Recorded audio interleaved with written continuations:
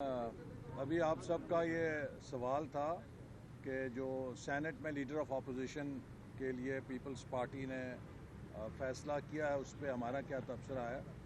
तो पहली बात तो ये है कि फ्रैंकली कुछ अच्छा नहीं लगा, मुनासिब नहीं लगा कि वो चेयरमैन जिसके ख़िलाफ़ अदालत में धांधली से जीतने का केस है, उसी चेयरमैन के पास अर्ज़ी लेकर जाया जाए कि आप हमें लीडर ऑफ अपोजिशन का तकर्रुरनामा दें। दूसरी बात ये कि बाप पार्टी के सेनेटर्स को मिलाकर अगर लीडर ऑफ अपोजिशन का ओहदा हासिल किया जाए तो इससे पीडीएम के मकासद, पीडीएम की जदोजहद और यकीनन अपोजिशन के इत्तेहाद को धचका लगा है।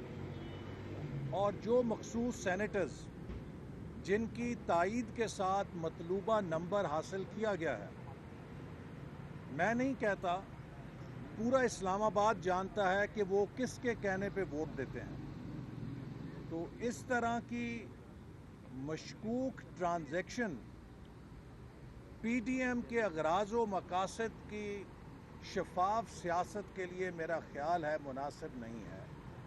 ऐसा नहीं किया जाना चाहिए था।